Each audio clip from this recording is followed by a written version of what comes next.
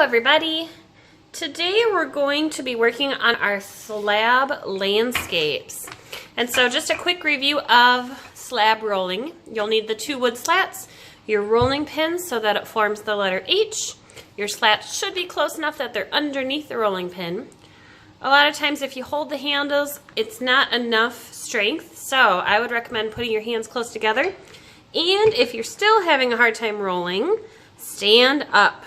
And so you want to try to roll your clay, and you can flip it. You can roll it horizontally, vertically.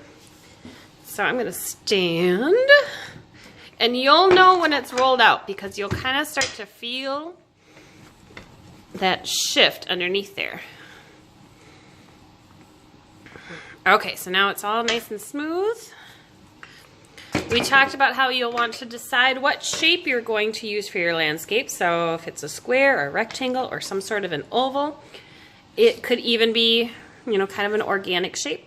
So if you want to lightly draw the shape first, and if you're not happy with it, you just rub out that line.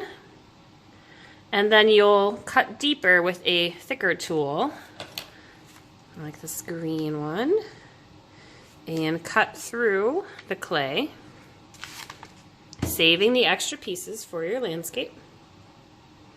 Remember we talked about how a landscape is really any scene that is outside. So it could be a scene of the ocean, could be the scene of a big city, could be farmland, could be forest, could be country, could even be under the ocean. As long as it is outside, we're good. What I'm doing now is just adding some slip and kind of smoothing out those edges. And I'm going to start to plan out my piece. You will be adding some clay and you will be subtracting other clay.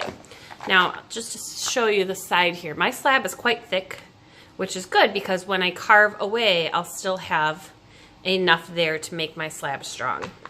And so if I wanted to begin by maybe making some hills, I'll actually move my slab over a little bit. And now for any rolling that I do, I don't need the rolling pin because all of these extra details we're adding, you want them to be thinner. So I'll roll out this piece, and then I can cut my hill out. It's easier to use the skinny stick when it's smaller. And before I attach it, I'm going to add a texture.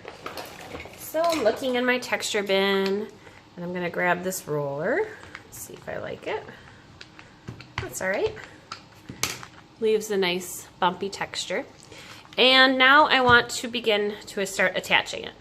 If I just stick it on, obviously it's not going to stay. So I do want to slip, score, smooth, and stick. So here's my scoring, which is scratching.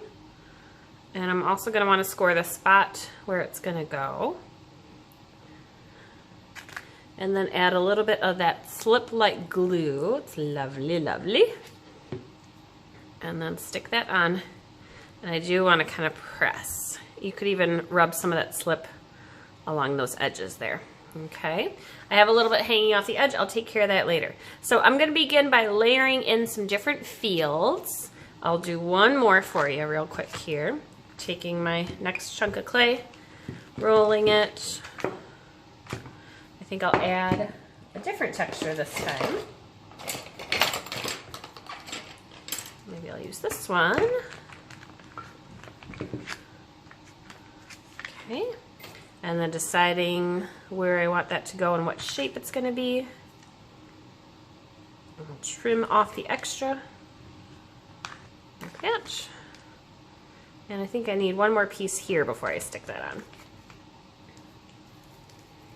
So after you get the ground in, you can go back and add other details later. Like if it's a farm field and you want to put fences in or animals, that would be fine. If you're putting in some buildings, maybe different transportation things. So if I kind of do that, that works good. Carve this, and you can see it's kind of like a puzzle. You're just kind of fitting it together how you want it. All right, and so I will scratch and score and attach those real quick. All right, I've attached those areas, and now I can just kind of clean up or trim the sides here so that way I don't have these pieces hanging off. And anytime you cut something off, you do want to go back then and rub it nice and smooth.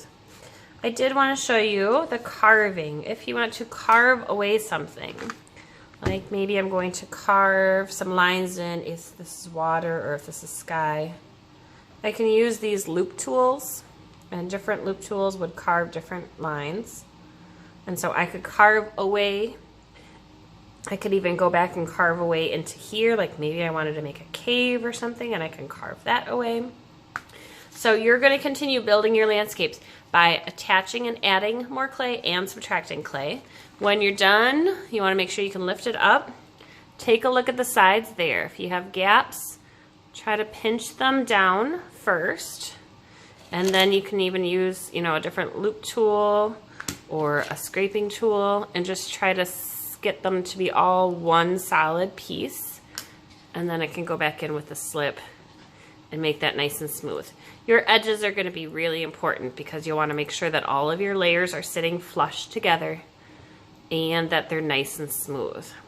So use your imagination. Little details are going to make a great difference on this project, and so you can just keep building and keep adding some really creative things. I'm very excited to see what you're going to make.